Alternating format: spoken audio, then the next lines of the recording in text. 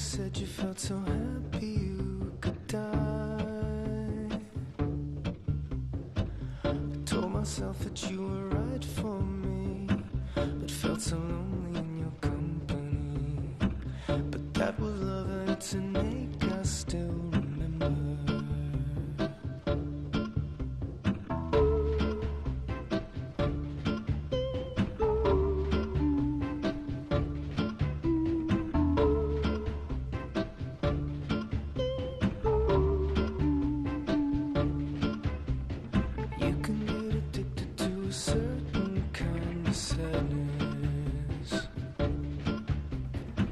Like resignation to the end, always the end. So when we found that we could not make sense, well, you said that we would still be friends. But I'll admit that I was glad it was over.